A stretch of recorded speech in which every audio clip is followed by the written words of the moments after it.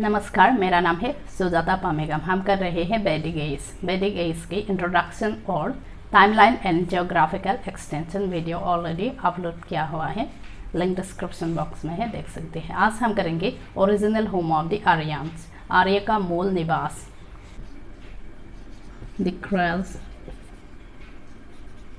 crust for Aryan race. The crust for Aryan race, both in India and Europe, the Aryans have been thought of as a race in the genetic sense and have been credited with many cultural achievements. Bharat और Europe दोनों में आर्य को आनुवंशिक अर्थ में एक जाति के रूप में माना जाता है और उन्हें कई सांस्कृतिक उपलब्धियों का क्षेत्र दिया गया है। In India, the founder of Arya Samaj, Swami Dayanand Saraswati, led stress and Aryan culture as the root of all Indian tradition and also sought section of the Vedas to know the Aryans and their culture. In 1875 CE, some scholars also propagated for non-Aryanism and claimed that India was the cradle of world culture, a contemporary of Dayanand Saraswati and a leader of non-Brahmana movements of Maharashtra.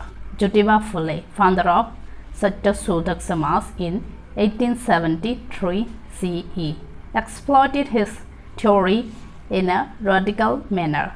He regarded the Aryan as aliens who subjugate the indigenous populations described in the Brahmanical texts, Dasas and Sudras, the real inheritors of the land. Bharat में आर्य समाज के संस्थापक स्वामी दयानंद सरस्वती ने 1875 ईस्वी में सभी भारतीय परंपराओं की जड़ के रूप से आर्य संस्कृति पर founder of Arya Samaj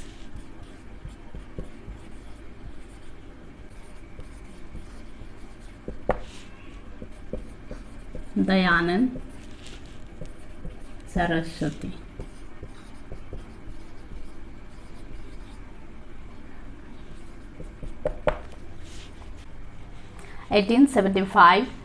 CE में सभी भारतीय परंपराओं की जड़ के रूप के आर्य संस्कृति पर जोर दिया और उनकी संस्कृति को जानने के लिए वेदों की मंजूरी भी मांगी।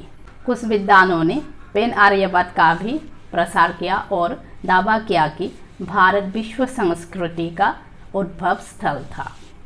दयानंद सरस्वती की समकालीन और महाराष्ट्र की गैर ब्राह्मण आंदोलनों ने नेता ज्योतिबा फुले, सत्यशोधक समाज के संस्थापक, फाउंडर ऑफ सत्यशोधक 1873 में सत्यशोधक समाज के संस्थापक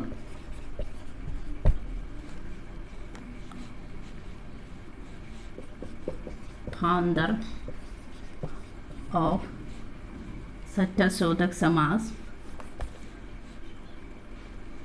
ज्योतिबा फुले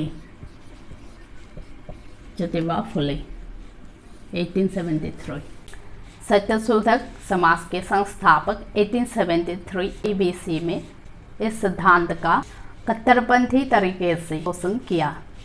वो आर्य को विदेशी मानते थे जिन्हें स्थानीय आबादी को अपने अधीन कर लिया था, जिनका वर्णन ब्राह्मण ग्रंथों के दास और शुद्धों के रूप में किया गया है, जो भूमि के वास्तविक उत्तराधिकारी है।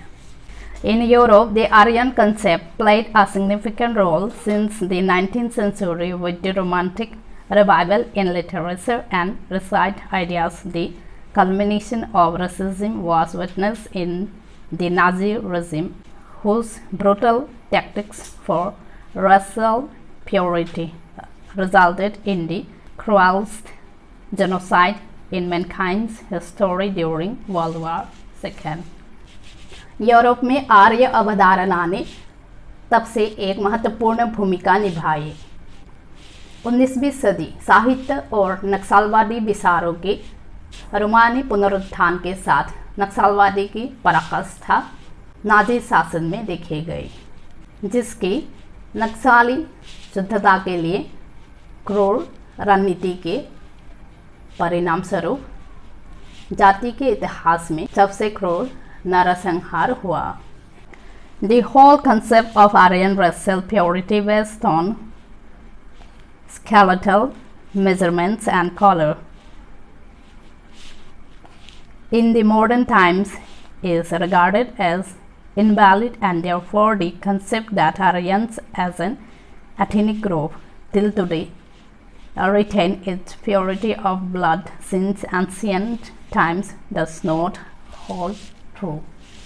आधुनिक समय में कंकाल माप और रंग, बाल, त्वचा और आँखों के रंग के आधार पर आर्य शुद्धता की पूरी अवधारणा को अमान्य माना जाता है और इसलिए आर्य समूह के रूप में, जातीय समूह के रूप में आर्य की अवधारणा आज तक अपनी शुद्धता बरकरार रखी है। इसी के साथ आज के वीडियो समाप्त करती हूँ। अगर वीडियो पसंद आए तो वीडियो को लाइक कीजिए, शेयर कीजिए और चैनल को सब्सक्राइब कीजिए। मिलते हैं नेक्स्ट वीडियो में, तब तक के लिए बाय।